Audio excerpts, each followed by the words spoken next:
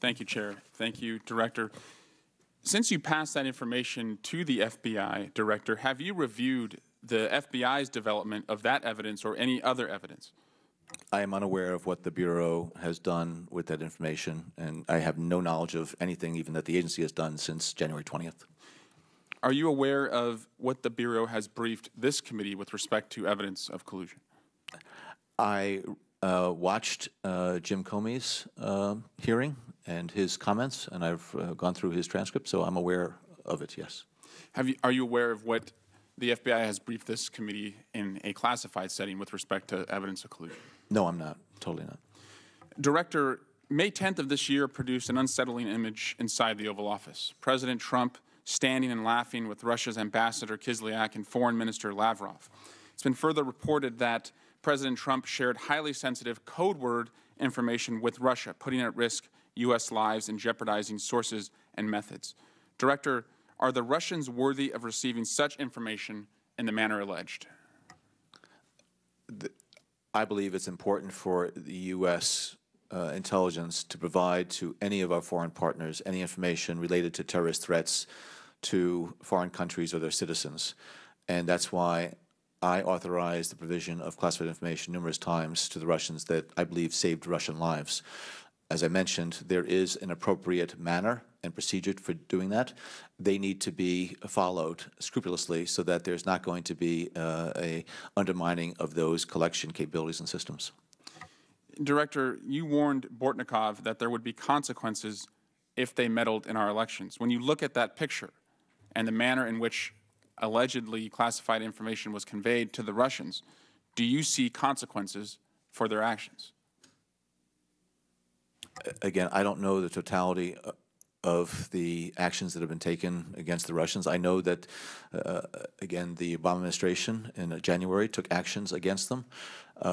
So I believe that depending on how this investigation proceeds by the FBI and the special counsel, as well as by the work of the committees. And I agree that the appointment of a special counsel should not in any way stop these committees, intelligence committees in the Senate and the House from doing its work, because you're supposed to be looking at what do we need to do to strengthen our system so that we're better prepared to it. So I believe that consequences need to be levied on the Russians for it, but I would defer to policymakers in Congress to decide that. Director, with respect to the contacts between Russia and Trump campaign persons that you referenced earlier, and whether they were innocent or benign contacts, when you see a multiplicity of contacts between one country and one campaign, when does it, in your mind, when you're deciding whether to refer it to the FBI, when does it move from mere coincidences to a pattern? And in this case, when did it? I guess it's all sort of very sui generis as far as the instances are concerned, but as I said, there was a backdrop there of known Russian efforts to interfere in our election. And there were a variety of activities taking place that wondered whether or not they were part of that campaign and strategy. We don't have a totality of insight into all the things that the Russians were doing, I left it up to the professionals, the counterintelligence and Russian experts, to make sure that whatever information that they deemed appropriate to share with the Bureau because it could be relevant to their investigation, they did that. So I wasn't the one to make decisions, share this with the Bureau, share this with.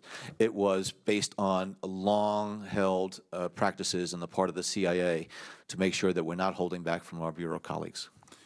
Director, there is what is referred to as consciousness of guilt evidence. That's when somebody lies about a material fact, and that fact, the fact of them lying, can be used against that person because it would be, in essence, an effort to cover up what happened. Meaning, if you were telling the truth, you wouldn't have anything to cover up. With respect to some of the contacts that you've referred to between Russia and Trump campaign officials, are you aware of any of those U.S. persons who had contacts with Russia either making false statements about those contacts or failing to disclose those contacts? I think that's something that we can pursue in closed session. And Director, with respect to the contacts that you have seen, have you ever seen in your history working as an intelligence official, this number of contacts between a foreign adversary and a presidential campaign? I think our collection systems have increased over the years, and so I don't know whether or not it's a result of better collection or because there were more contacts this time than not. I just do not have a basis to make a determination about that.